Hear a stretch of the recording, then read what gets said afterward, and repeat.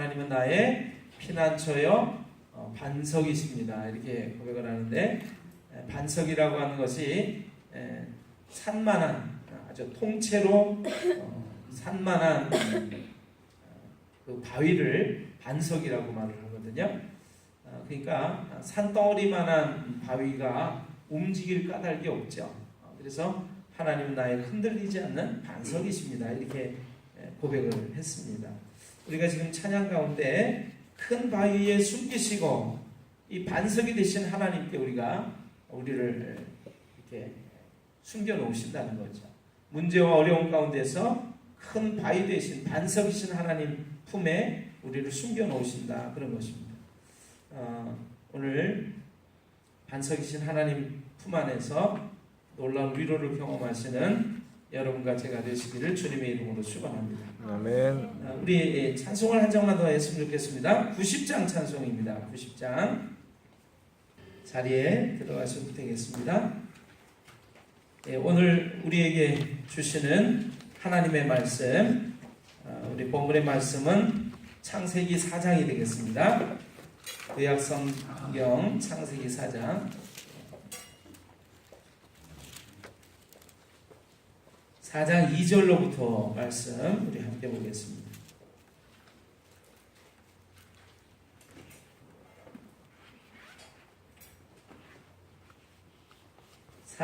창세기 4장 2절, 3절, 4절, 5절 우리 한 목소리로 하나님의 말씀 같이 읽습니다. 찾으셨죠? 아멘. 네, 같이 한 목소리로 읽습니다. 시작. 그가 또 가인의 아우 아벨을 낳았는데 아벨은 양치는 자였고 가인은 농사하는 자였더라.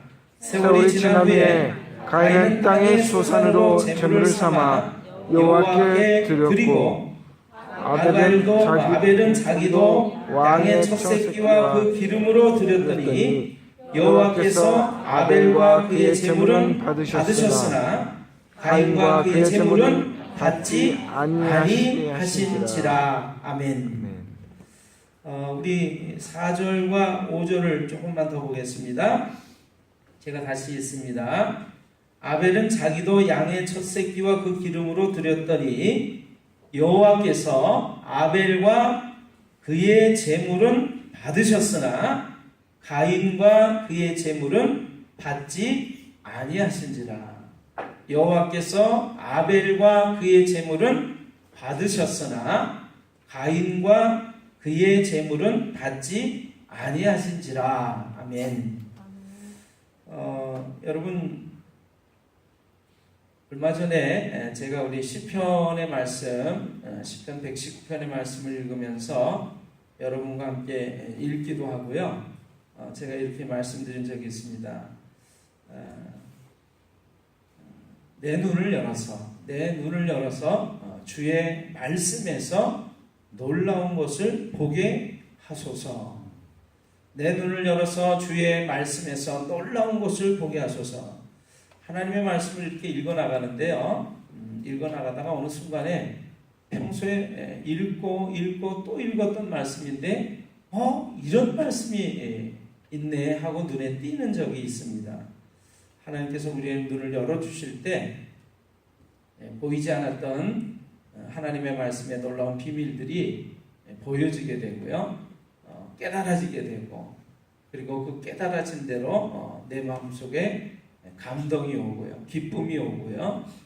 그 말씀대로 살아가는 놀라운 능력과 힘이 생겨나는 줄로 믿습니다. 아멘. 여러분, 오늘 이 말씀을 가지고 큰 우리 하나님의 함께 하시는 위로와 소망이, 또 기쁨이, 깨달음이 우리 모두에게 넘치시기를 주님의 이름으로 축원합니다. 아멘. 여러분들에게 나눠드린 인쇄물이 하나 있습니다. 여러분 한번 같이 좀 봐주시면 좋겠어요.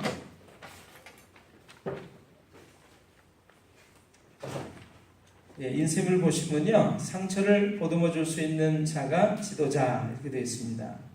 머로우라고 하는 사람이 켈빈 쿨리지라고 하는 사람을 저녁 파티에 초대를 했습니다. 이 쿨리지라고 하는 사람은 당시 미국의 정치가로서 국민들 사이에 대통령감으로 입에 오르내리던 사람이었어요. 쿨리지가 사정이 있어가지고 먼저 이 파티장을, 연회장을 떠나고 난 다음에 이 머로우라고 하는 사람이 쿨리지가 미국의 대통령 자리에 올라야 한다고 말을 했습니다. 그런데 함께 있던 다른 사람들은요, 머로우의 그런 생각에 동의를 하지 않았습니다. 왜냐하면 이 쿨리지라고 하는 사람은요, 너무나 성품이 조용할 뿐만 아니라 어떤 분명한 성격의 그 특징이 없다는 것이 단점이라고 사람들이 생각을 하고 있었기 때문에 그렇습니다. 누구도 그런 사람을 대통령감으로는 생각하지 않을 것이라고 그분들은 말을 했어요. 그때 이 머로우 씨의 8살 박이 딸이 하나 있는데 이 딸이 나서면서 이렇게 말을 했습니다. 나는 그 아저씨가 좋아요. 쿨리지 아저씨는 틀림없이 대통령이 될 거예요. 이렇게 말을 했어요. 그러면서 이 8살짜리 딸내미가 말이죠, 앤이라고 불리는데 반창고가 붙여진 작은 손가락을 내밀면서 이렇게 말을 했어요. 파티를 하는 동안 나의 다친 손가락을 걱정해 주신 분은 바로 그 아저씨 뿐이었거든요. 이렇게 얘기를 했습니다. 이 앤이라고 하는 딸은요, 웃음을 지으면서 덧붙여서 말을 했습니다. 그렇기 때문에 쿨리지 아저씨는 반드시 좋은 대통령이 될 거예요.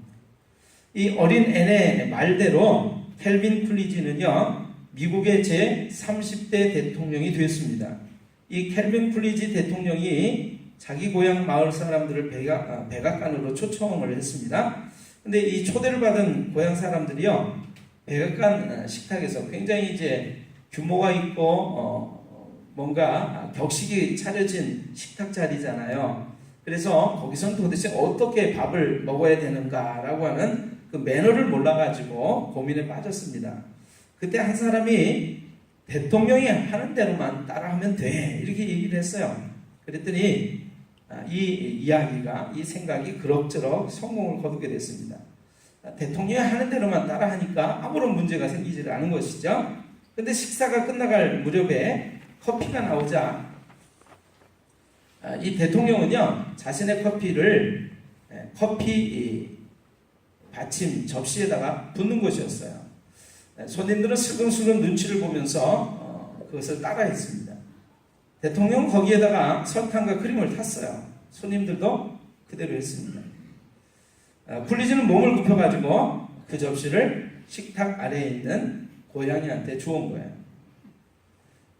큰 일만을 하는 사람이 큰 지도자는 아닙니다. 좋은 지도자는 겸손하고 온유하며 기본적으로 양을 돌보는 목자의 심정을 가지고 있어야 합니다. 국민의 고통을 알고 마음 아파하면서 국민의 편에 서서 고민하고 정책을 결정하는 지도자가 좋은 지도자입니다. 많은 사람들은요, 가시적으로 눈에 띄게 아주 큰 일을 하고 업적을 남기고 또 이런 능력이 있다, 저런 능력이 있다는 것을 보여주면 그 사람은 감이 된다고 얘기를 합니다. 대통령 감이야, 지도자 감이야, 이렇게 얘기를 하죠. 그러나 성경이 말하는 좋은 지도자는 어떤 자격을 갖고 있는 사람이냐면 작은 일에도 마음을 기울이는 사람. 사실은 예수님이 이렇게 말씀하셨어요. 너희 중에 누구든지 크고자 하는 자는 먼저 너희 중에 너희를 섬기는 자가 되어야 할 것이다. 이 말씀에 그렇게 되어 있죠. 너희 중에는 그렇지 아니하니 너희 중에서 누구든지 크고자 하는 자는 너희를 섬기는 자가 되고 너희 중에 누구든지 으뜸이 되고자 하는 자는 모든 사람의 종이 되어야 하리라. 그 파티 연회장에서 아무도 어린 소녀의 다친 손가락을 신경 쓰지 않을 때 이 쿨리지라고 하는 대통령이 될 만한 사람은 그 어린 소녀의 다친 손가락을 염려하면서 함께 해줬다라고 하는 것이죠. 그런 작은 모습들이 결국에 대통령이 될 수 있는 그런 자격을 갖추게 되었다라고 하는 예화입니다. 오늘 우리의 삶 속에서도 여러분 작은 것에 충성되면서 하나님의 마음을 기쁘시게 해드리는 그런 믿음의 사람들이 다 되시기를 주님의 이름으로 축원합니다. 아멘. 오늘 말씀을 읽으셨는데 본문의 말씀 읽으셨어요. 여호와께서 하나님께서 아벨과 그의 제물은 받으셨으나 가인과 그의 제물은 받지 아니하신지라. 제가 오늘 사실 함께 나눌 말씀의 원고를요 써놓고요 여러분들한테 그러한 것들을 나눠드리려고 준비를 해놨습니다. 우리 지연자매가 인쇄물을 좀 다 나눠드리면 좋을 것 같아. 사모님 잠깐만 나오세요.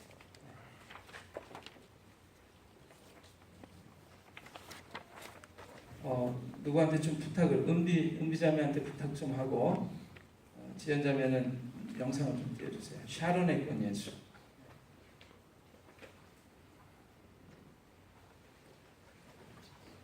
몇 장이죠? 우리 인쇄물을 좀 나누는 동안에 네? 89장이요. 샤론의 꽃 예수. 이 찬양을 한 장 더 함께 하겠습니다.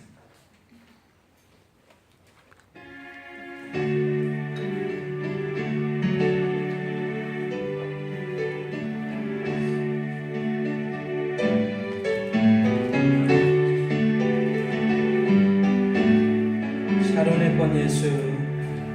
샤론의 꽃 예수 나의 마음에 거룩하고 아름답게 비소서. 내 생명이 참 사랑의 향기로 한 데마다 풍겨나게 하소서. 예수 샤론의 꽃 나의 맘의 사랑으로 비소서.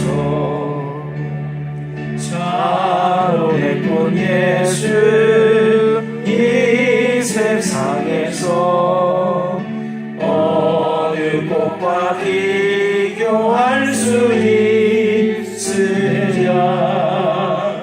나의 삶의 한결같은 애와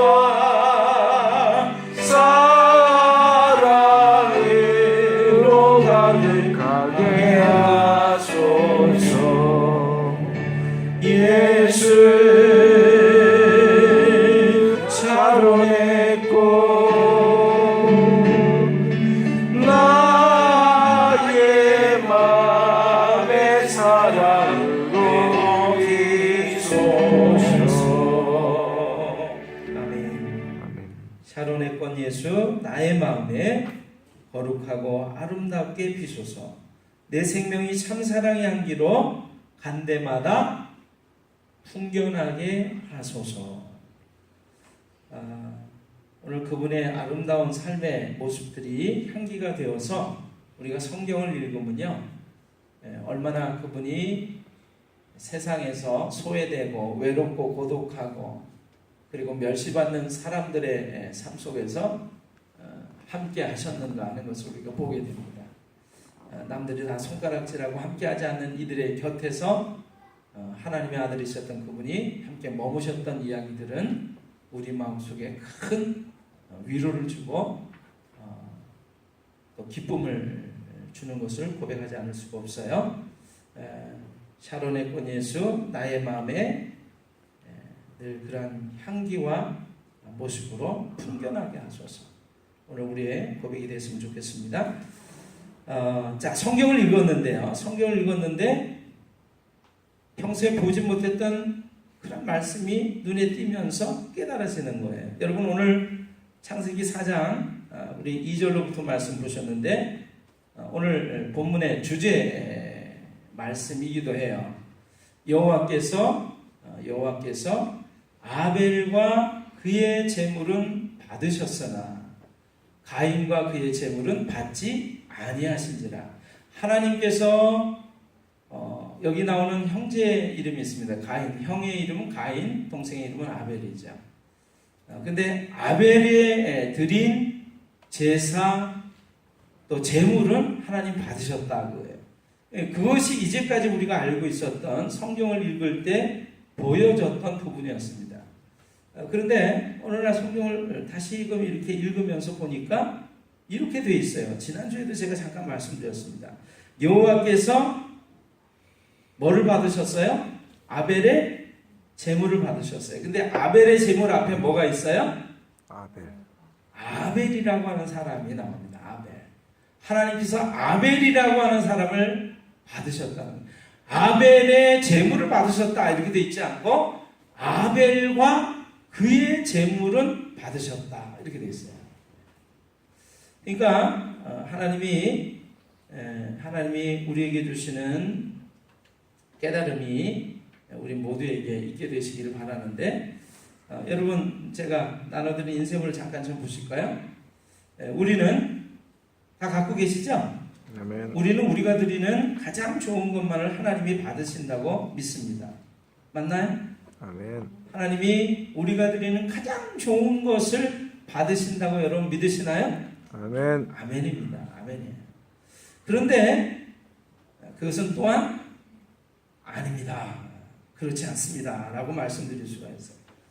그분은요, 우리가 하나님께 드리는 기쁜 것, 또 영광, 또 감사, 이러한 찬란한 것들만을 받지 않으시고 우리의 아픔, 눈물, 또 한숨까지도 받으시는 것을 우리가 볼 수가 있습니다.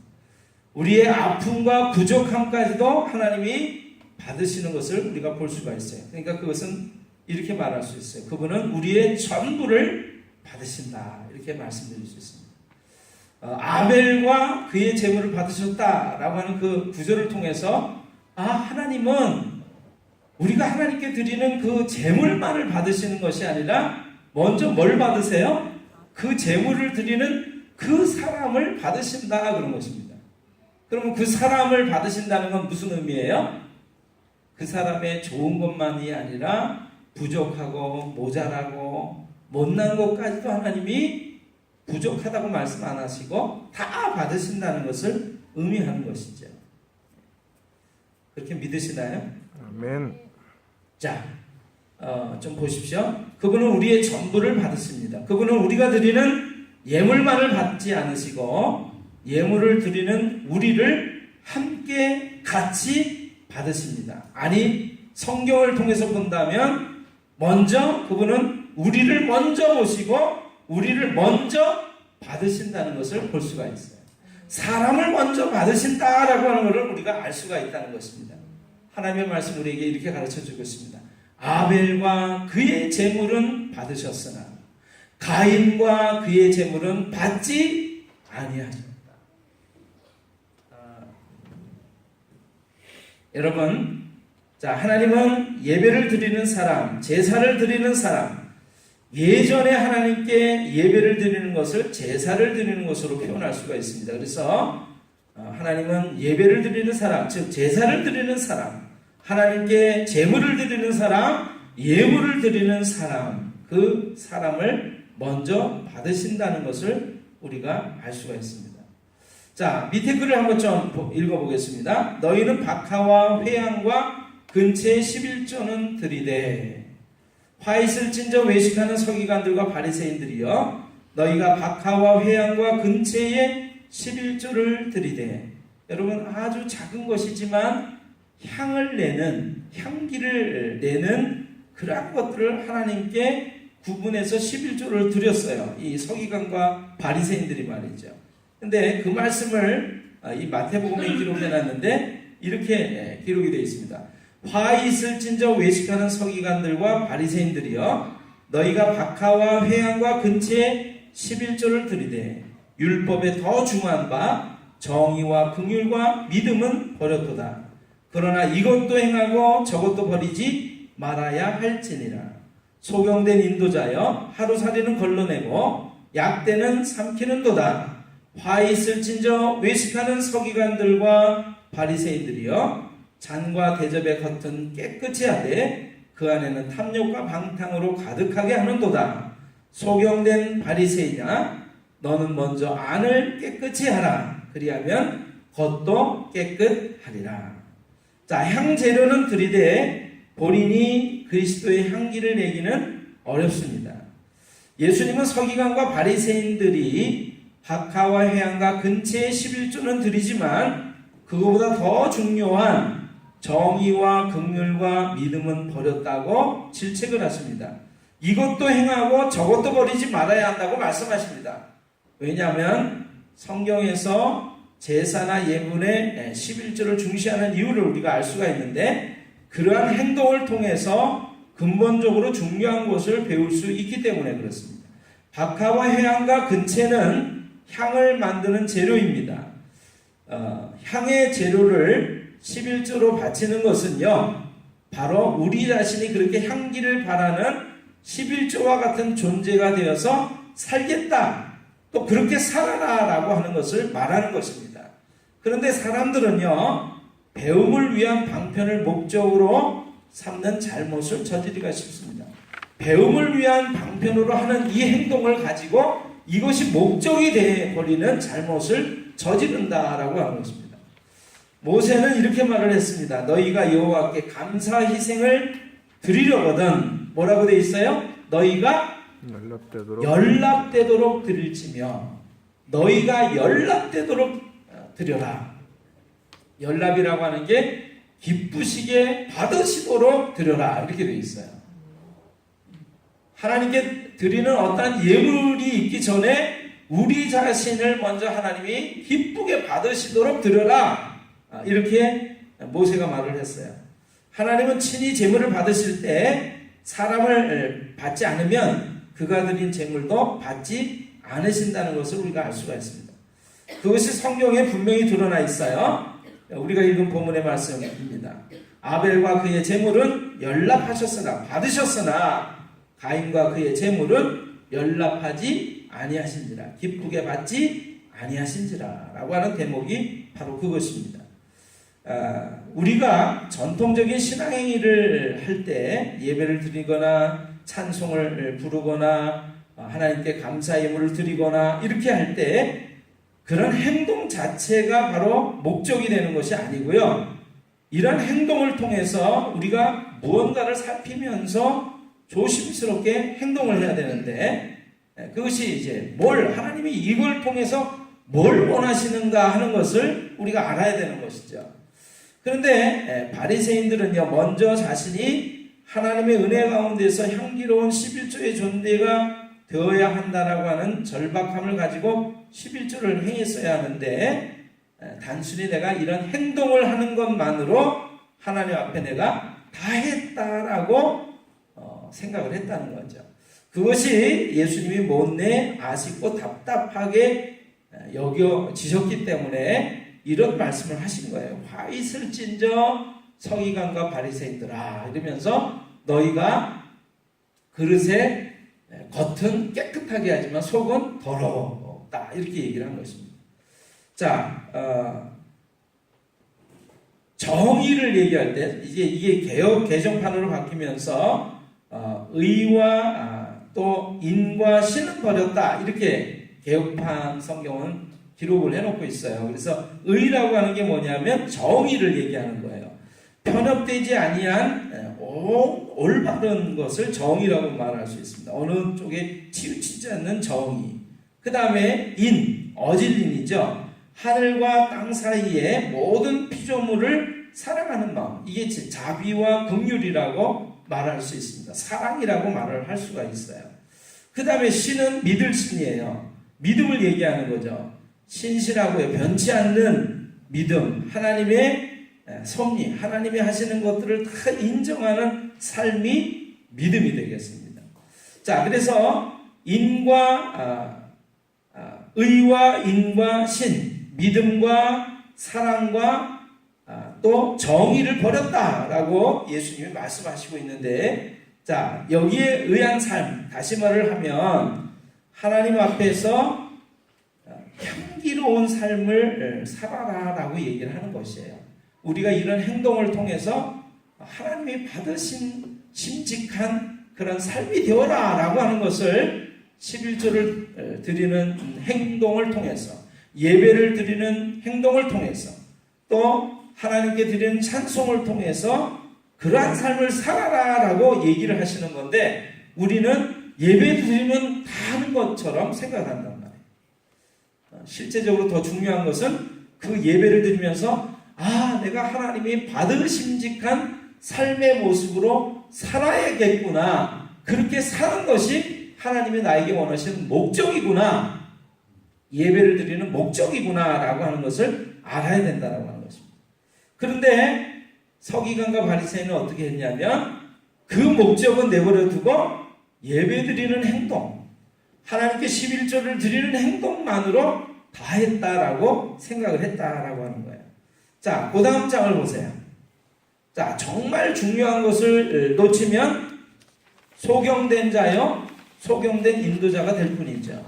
자, 예수님의 말씀에 너희는 하루살이는 걸러내면서 약대는 삼킨다라고 하는 말에는 여러 가지 의미가 있는데, 하루하루의 삶을 성실하고 소중히 살지 못하면서 영원한 것들을 추구하는 인간의 어리석음을 지적하는 말이라고 하는 것입니다.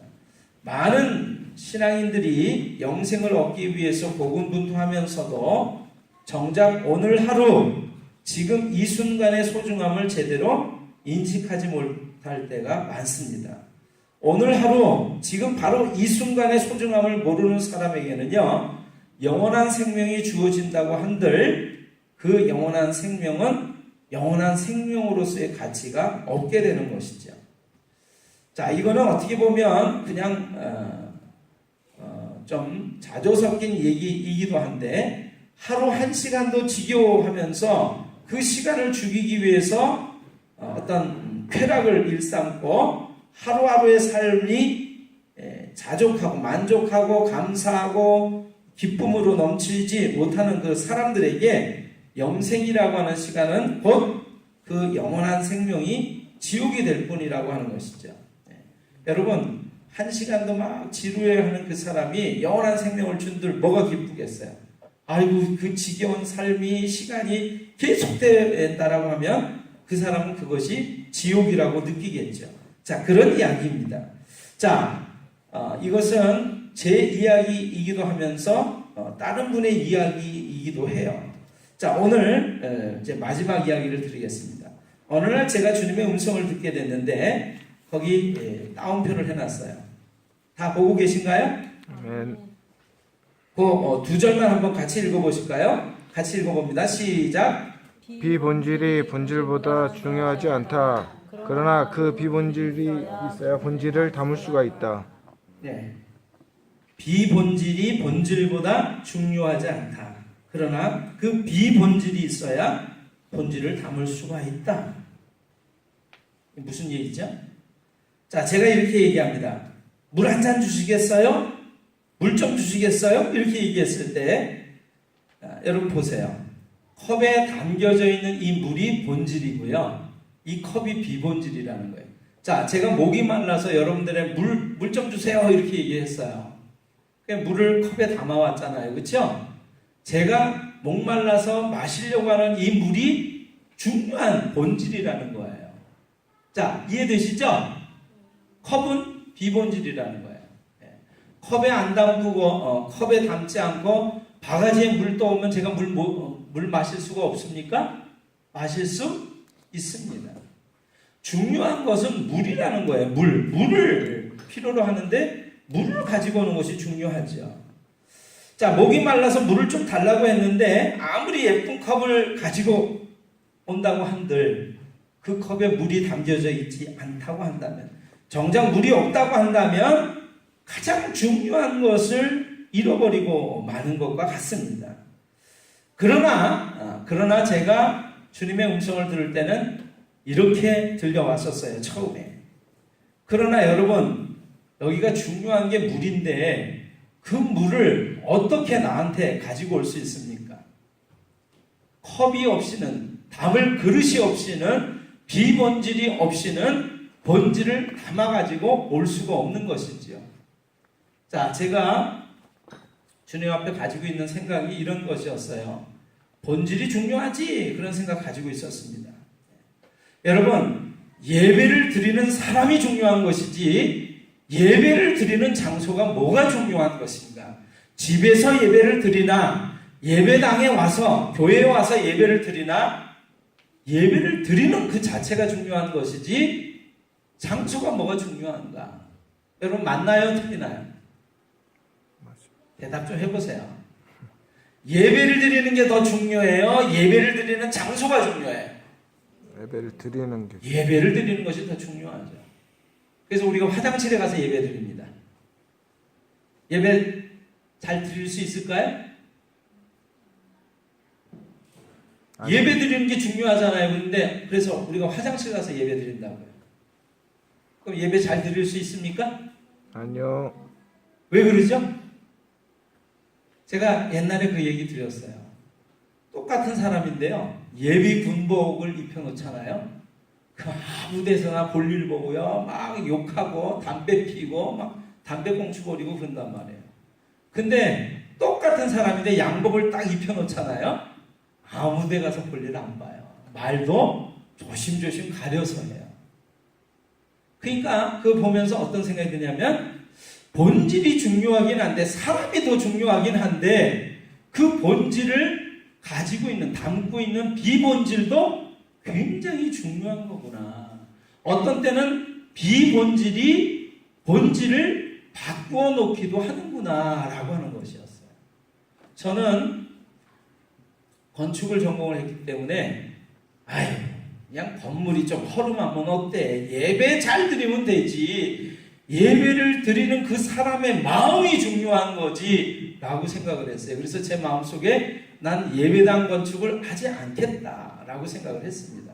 근데 어느 날 주님이 말씀하시는 거예요. 네 말대로 본질이 중요해. 물이 더 중요해. 그런데 그 물을 좀 달라고 했을 때 오늘 아침에도 이 물이 차갑지도 않고요. 뜨겁지도 않고요. 따뜻한 물이 담겨 있네요. 감사합니다. 저는 이 물을, 본질인 이 물을 대할 때 이 물을 담은 컵을 보면서도 이 물을 가지고 온 분의 마음이 느껴져요. 이 본질을 좀 더 잘 경험할 수가 있어요. 그러니까 비본질도 굉장히 중요한 거죠. 그래서 제가 마음에 깨달았어요. 주님, 저희가 주님께 온전한 마음으로, 더 정성 어린 마음으로 예배를 드리기 위해서는 비본질인 예배당을 건축을 해야겠습니다. 건축을 해라 라고 하는 것이 제게 주셨던 음성이었어요. 여러분, 오늘 이 예배당이 그래서 그냥 지어진 게 아니에요. 여러분과 저의 마음과 땀과 눈물과 수고와 예물과 모든 것이 집약이 돼서 이게 지어진 거예요. 이것은 본질을 담고 있습니다. 이것이 중요하지는 않지만 중요한 본질인 여러분과 저를 하나님께 예배드리는 이 모습이 이루어지는 공간이 됐어요. 그래서 여러분, 예배드리는 것이 중요하고 여러분과 제가 중요하지만 여러분과 저를 담고 있는 이 본질인 이 예배당도 너무 소중한 거예요. 믿어지십니까? 아멘. 여러분과 제가 예배를 드리는 것이 중요하지 라고 하는 마음을 가지고 반바지 차리며 슬리퍼를 질질 끌고 와서 예배 드리면 예배 드리는 것이 중요해요. 예배 드리는 우리의 마음이 중요한 것이지요. 본질이 중요한 것이지요. 그래서 예배를 잘 드릴 수 있느냐? 아니에요. 본질이 중요한 거긴 한데 그 본질을 어디에 담느냐에 따라서 우리의 본질이 본질을 어떤 비본질에 담느냐에 따라서 본질이 달라진단 말이죠. 아멘. 그래서 우리가 하나님께 예배 드릴 때 어떻게 해요? 비싸고 좋은 옷을 입는 것은 아니지만 깨끗하고 정결한 복장을 하는 것은 중요한 것이라는 것입니다. 세수 안 하고 오는 것이 아니라 세수하고 정성껏 이쁘게 화장도 하고 올 수 있다면 좋다라고 하는 거예요. 그러나 예배 드리는 것보다 그것이 더 중요해지면 그것은 아니다라고 하는 것입니다. 그것이 하나님의 말씀이에요. 그런데 아무튼 그때 제가 받기는 그래. 소중한 하나님의 자녀들이 좋은 장소에서 예배를 드릴 때 그 예배가 더 경건하고 거룩하고 좋을 수 있겠구나. 집에서 예배를 드릴 수 있음에도 불구하고 우리가 여기서 모일 때, 함께 모일 때 이곳이 거룩해지는 것이구나. 이 예배를 하나님이 받으시는 것이구나 라고 제가 깨달아져서 예배당 건축을 결심하게 됐어요. 근데 오늘은 조금 다른 이야기를 드리려고 그래요. 여러분, 사실은 하나님께 드린 예물은 소중하고 귀합니다. 그러나 여러분, 예물 자체가 귀한 게 아니라 그 예물을 드리는 사람이 중요한 거고, 예물 드리는 그 사람의 마음이 더 중요한 거예요. 그 사람이 어떤 마음이냐에 따라서 예물이 거룩하고 가장 소중한 것이 될 수도 있고 하찮은 것이 될 수도 있기 때문에 그렇습니다. 근데 오늘 보니까 하나님이 예물을 받으셨다라고 하는데 그 앞에 뭐라고 되어 있어요? 그 예물을 드린 사람을 먼저 받으셨다는 거예요. 아벨과 그의 예물은 기뻐 받으셨으나 가인과 그의 예물은 기뻐 받지 아니하신지라. 가인이 기분이 나빠가지고 왜 내 건 안 받아요? 그랬더니 하나님 말씀하세요. 네가 어떤 삶을 살았으면 내가 그것을 기쁘게 받지 아니했겠냐. 나중에 그 얘기를 하고 계세요. 여러분, 오늘 우리는 예배를 드립니다. 한 주간이 시작되는 첫날 예배를 드립니다. 옛날에는 이렇게 얘기도 했어요. 7일간의 시간 동안에 6일을 하나님 앞에 잘 보내고 마지막 날 안식하는 날 와서 하나님께 감사하는 마음으로 예배를 드림으로 마무리를 지었다. 그것도 맞고요. 여러분, 주의 첫날 우리가 예배를 드립니다. 일월화수 목금토 주간이 시작 7일이 시작되는 제일 첫날 우리가 하나님께 예배를 드려요. 그 예배를 드리는 것이 자세라는 것을 의미하는 것입니다. 여러분, 그 마음으로 나머지 한 주간의 삶을 살아가겠다라고 고백하는 것이 예배인 줄을 믿으시기를 바라요. 아멘. 오늘 우리가 드리는 예배는 감사하기 때문에 드리는 예배이기도 하지만 하나님, 제가 감사하며 살겠습니다라고 고백하는 그러한 모습이라고 하는 것을 기억하셔야 됩니다. 기억하시기를 바랍니다. 아멘. 이것이 고백이에요. 이것이 예배예요. 이것이 우리가 예배를 드리는 진정한 목적이에요. 오늘 예배 드렸어요. 한 시간밖에 되지 않는 시간 예배 드리고 나 예배 다 드렸다. 이게 아니에요. 우리가 드리는 이 예배는 시작이에요. 시작.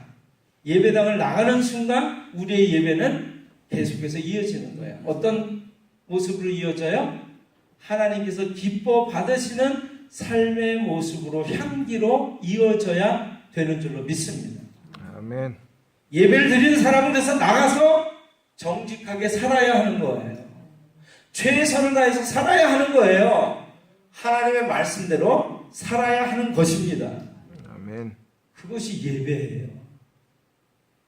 우리는 예배를 드리고 마치는 순간 또 다른 예배의 시간 속으로 연장선상에서 살아가게 되는 줄로 믿습니다. 아멘. 이걸 잊어버리면 오늘 그래서 여러분 이제 마지막 결론을 낸다면 하나님께서 아벨을 먼저 받으셨구나.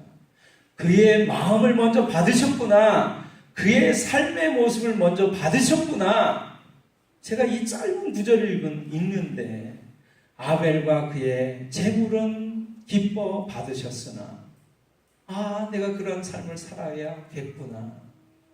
가인과 그의 재물은 기뻐 받지 아니하신지라. 내가 가인처럼 살면 안 되겠구나. 그걸 깨달았단 말이에요. 이 짧은 한 구절의 성경을 읽으면서도 하나님의 말씀이 담겨 있는 그 놀라운 의미를, 놀라운 것을 깨닫게 됐을 때, 여러분, 제가 어떻게 이것을 기쁨으로 얘기하지 않을 수 있겠습니까? 지난 주간에 저에게 주셨던 하나님의 말씀은 그런 거였어요. 너는 내 백성을 위로해라. 하나님의 말씀을 통해서 우리가 듣게 될 때 위로가 있게 되는 줄로 믿습니다. 아멘. 그러한 예배의 삶을 사시는, 하나님께서 기뻐 받으시는 예배의 삶을 사시는 여러분 모두가 되시기를 주님의 이름으로 축원합니다. 아멘. 기도하겠습니다.